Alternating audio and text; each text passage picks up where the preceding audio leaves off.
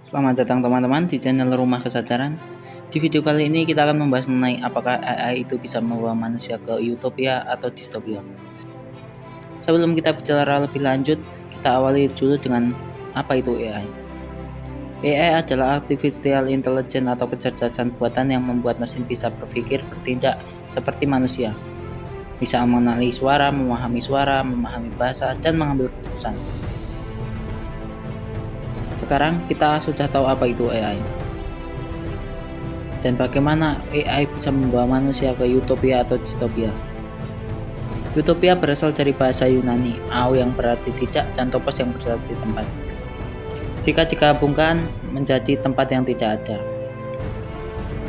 Dan kata ini dipopulerkan oleh Thomas More dalam bukunya Utopia yang ditulis tahun 1516. Di buku tersebut menggambarkan sebuah masyarakat yang ideal yang ingin dicapai umat manusia. Sedangkan untuk distopia itu sebaliknya. Istilah distopia berasal dari kata dias yang berarti buruk dan topos yang berarti tempat. Atau kalau digabungkan menjadi tempat yang buruk. Distopia menggambarkan masyarakat yang penuh kehancuran dan kesengsaraan. Atau singkatnya, utopia impian manusia yang sempurna, dan distopia adalah mimpi buruk masa depan yang suram. Sekarang kita kembali lagi ke AI. Sejarah ditemukannya AI bermula dari sebelum teknologi bisa berkembang seperti sekarang ini. Dulu AI mungkin masih hanya angan-angan manusia. Tetapi ada beberapa hal yang bisa membuat AI berkembang sampai seperti ini. Jauh sebelum komputer modern lahir, konsep tentang manusia cerdas sudah ada. Bayangkan, pada masa Yunani kuno, di mana mitos tentang patung bergerak atau automan sudah beredar. Ide ini bukan hal yang baru, tetapi fondasi ilmiahnya baru ditemukan beberapa abad kemudian. Pada tahun 1950-an, seorang tokoh bernama Alan Turing memperkenalkan ide revolusionernya. Bagaimana kita bisa tahu mesin itu cerdas? Dia menciptakan uji Turing. Sebuah tes sederhana yang mendalam.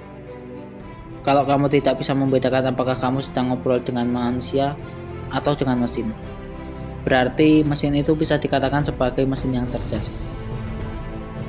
Konsep ini membuka jalan bagi apa yang akan datang. Momen kelahiran resmi AI modern terjadi pada tahun 1950-an. Di sebuah konferensi di Dortmund. Pada konferensi ini, seorang ilmuwan bernama John Mercury menciptakan istilah yang kini kita kenal dengan artificial intelligence. Sejak saat itu, para peneliti mulai membangun program-program awal. Ada sebuah program yang disebut Perceptron, sebuah jaringan saraf tiruan sederhana yang terinspirasi dari sistem otak manusia. Harapan pun juga mulai melambung tinggi. Mereka pun percaya bahwa AI akan segera bisa meniru kecerdasan manusia. Pada tahun 60-an sampai 70-an adalah masa optimis AI. Pada masa itu, sudah ada sebuah program yang bernama ELIZA. Program yang dibuat agar bisa mengobrol dengan manusia, bahkan seperti seorang terapis bagi seorang manusia. Di sebuah program ini juga sudah dikembangkan hingga sistem pakar. Bayangkan, sistem yang bisa mendiagnosa penyakit seperti dokter ahli atau mencari kandungan mineral seperti geolog profesional. Dan AI pun mulai masuk di dunia nyata membantu para ahli di bidangnya.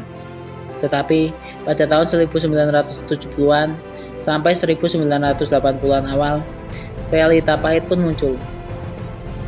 Ambisi yang terlalu tinggi tanpa dukungan yang memadai akhirnya menabrak tembok kemajuan AI.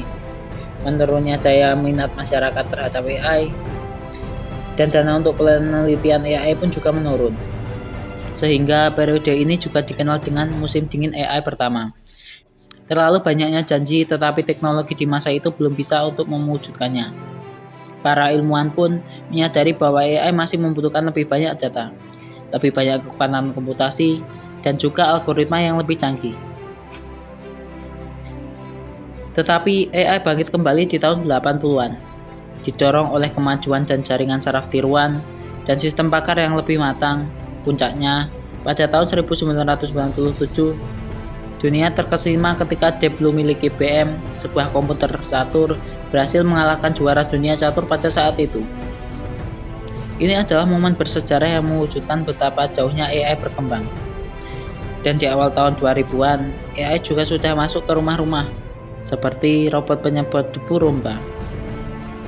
Tapi, revolusi sesungguhnya dimulai pada tahun 2010-an, dengan munculnya deep learning, berkat adanya data yang melimpah, chip komputer yang super cepat, dan algoritma yang sudah semakin cerdas, AI benar-benar meledak pada saat itu. Dan yang terbaru, kita pun mulai menikmati AI generatif, seperti ChatGPT, DeepSeek, Gemini, dan masih banyak lagi sistem AI yang ada di dunia saat ini. Kita sudah bicara lebih lanjut tentang sejarah perjalanannya AI. Sekarang, kita akan menuju masa depan. Apakah AI bisa membawa manusia ke utopia, atau malah membawa manusia ke jurang kehancuran atau distopia?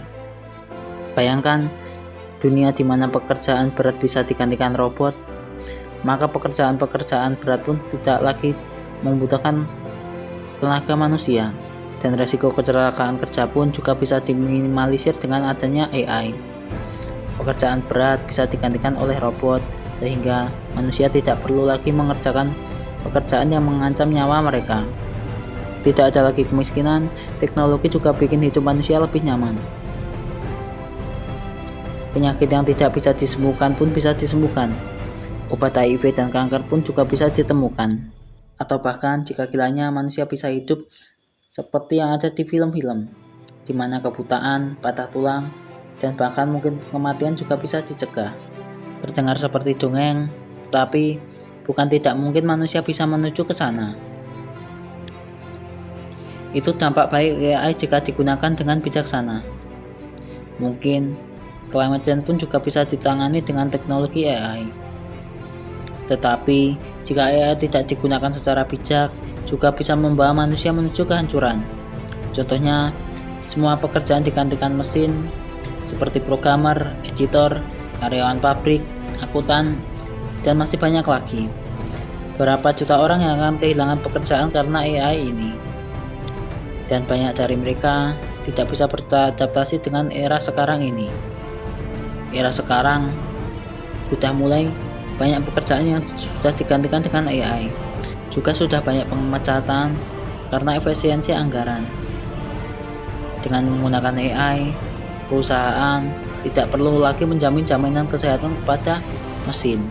Mereka juga tidak perlu istirahat setiap harinya.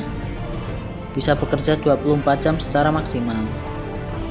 Di bintang kantor pemerintahan dan perusahaan bisa menggunakan AI untuk mengawasi, mengontrol, dan menindas masyarakat seperti hanya menggunakan sistem credit score. Jadi, pemerintah atau perusahaan bisa sewenang-wenang dalam menindak kalian apabila kalian tidak mengikuti sistem yang mereka inginkan. Manipulasi informasi dengan adanya AI membuat hoax lebih mudah diciptakan. Foto seseorang bisa dibuat semau mereka untuk digunakan menyebar hoax. Ditambah lagi, dengan perkembangan AI yang seperti sekarang, sudah bisa membuat video hanya dengan prompt saja. Dan ditambah lagi, beberapa masyarakat belum melek tentang hal ini.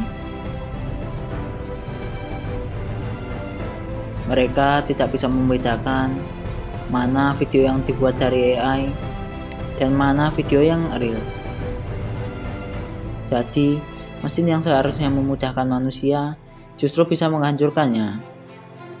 Kita seharusnya dengan AI bisa membuat manusia menuju utopia, bukan malah sebaliknya. Sekian video dari saya, terima kasih telah menonton video ini. Sampai bertemu lagi di kesempatan yang selanjutnya.